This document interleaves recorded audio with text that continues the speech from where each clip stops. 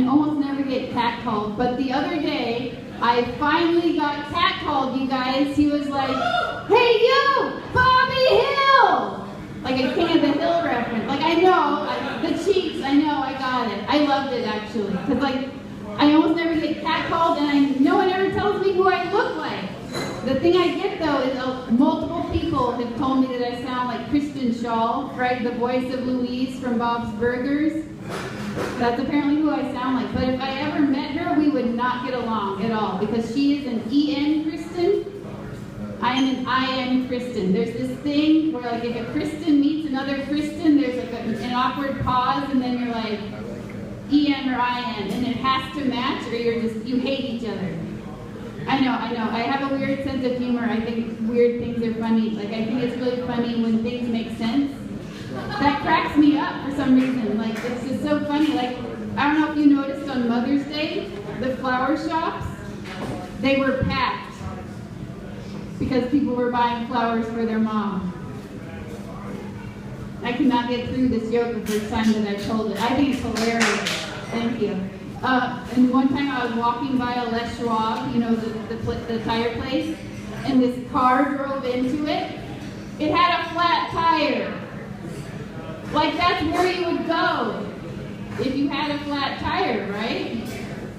Cracked me up. Another time I was riding the bus, and the door opened, and it was like really loud construction, and the bus driver was like, "Wow, it's so loud at your stop." And the person getting on was just like, "What?"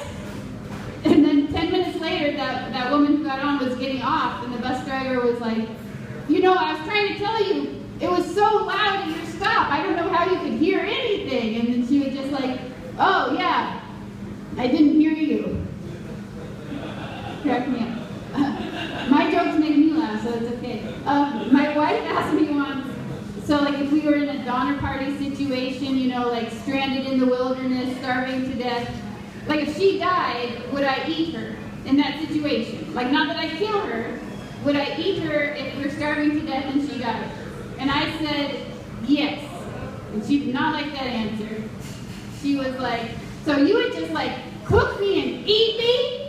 And I was like, "Well, that's a good point. Yeah, for food safety. Yeah, I guess I probably should cook you as well." I wasn't going to add that detail that I was going to cook you.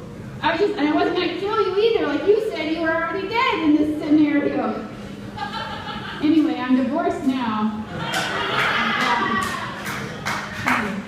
Fun fact, women are more likely to like initiate divorces. So you know, like the type of person most likely to be divorced? Lesbians! There's 2 women! It's true and it makes sense, so it cracks me up. An awful thing about divorce is it's so hard to pick karaoke songs once you're divorced, because at least for me, I just worry that everyone's going to read too much into any song that I choose. It's going to be like you can't sing a love song, they're like, "Oh, she's thinking about her wife again." Or Adele's totally off the table. Like they're going to worry about you so hard if you're singing Adele after you get divorced. Or like Mambo No. 5, if you're gay, you cannot. They're going to be like, "She's moving too fast," you know. And actually, my wife and I, my ex-wife and I, when we were getting married, we went out to karaoke, and the duet that we sang was "Loathing" from Wicked. Foreshadowing, right? But also, I can't sing that song now. There's only one of me, it'd be too sad.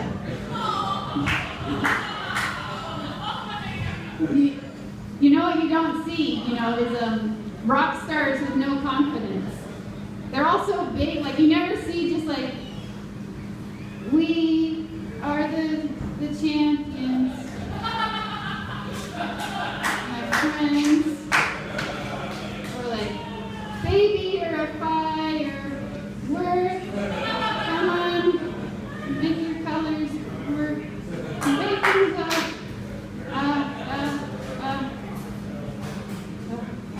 This is weird. It took me forever to figure out that I was gay. Like you would think it, like some people are like, "Oh, I figured it out when I was 3 years old." No. I thought I was bisexual for all of high school because I just thought, like I was attracted to women and that's it. But I was like, okay, so being attracted to men must come later. Like, that's just how it must work. But finally, it does not. I tried it. I tried dating a guy.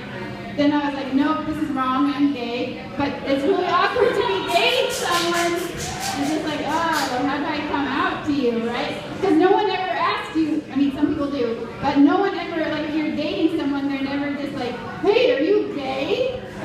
Like, they don't. So that would have made it so easy. But he asked me if I could bring a movie to our date, right? And I kind of stretched the definition of movies, and I brought Ellen DeGeneres' hour-long special. And I just laughed really hard the whole time, like, he's going to get it. He's going to get this. I'm going to be like, man, this is relatable right here. He did not pick up on it. I had to write him a letter. Breastfeeding, right? Or childbirth. I was going to start with childbirth, right? It's like you poop, like that's what, in case you have not given birth, it is just like a really awful poop, and you don't get a break after that, then you just have to like take care of the poop, but luckily it's adorable. But in the baby, it's amazing how fast they rebound after you give birth. They're just like, wah, wah, and then they're like, oh, there's boobs here. All right, we're good, there's boobs. I'm happy. Then they're breastfeeding. Like, I did not realize how creepy breastfeeding is. Like, there's positions. They come and they show you all these like positions you're supposed to hold your baby, and they're like touching your boobs and stuff. It's like, is he latching? Is he latching? It's just like, get out, get out. Oh, I loved it. While I was still pregnant, we went to this class to learn how to breastfeed and pump. Like, if you had to go back to work. I don't know how everyone was not giggling, because they were describing like what you have to do if you're pumping at work. You have to go into a room by yourself. You have to look at pictures of babies, and they're like, and it's good if you have audio. It's good if you listen to something, and it's like, it sounds like we're just like talking about like baby porn or something here at work. And there were men, none of them giggled. I was like, this is awkward as man. So awkward. And there's also this thing where like people think that if you're breastfeeding and you're away from your baby, they'll think that if you hear another baby cry, then that'll make you leak, right? That does not make me leak though. The thing that makes, I'll tell you, don't worry. The thing that makes me leak is if I hear anyone making drinking noises. So I've chosen like the worst hobbies. That has come to all the places that people drink. Also improv, like you don't have to make the drinking sound if you're like miming a drink. I have to tell my whole improv group that, like, stop, we'll figure out what you're doing. All right, I'll end with this. So I don't know, what on earth is the deal with like overnight oats? What the fuck? Like, right? What? You can't make oats in the morning? You don't have enough time to make oatmeal? There's instant oatmeal. Like, what? How packed is your day? And then you have time at night and not in the morning? And it's mushy. Like, why would you like plan to be sad the day before? All right, I'm mad about it. Thank you. Give it up for Kristin Rowan, everybody. All right, Sukis.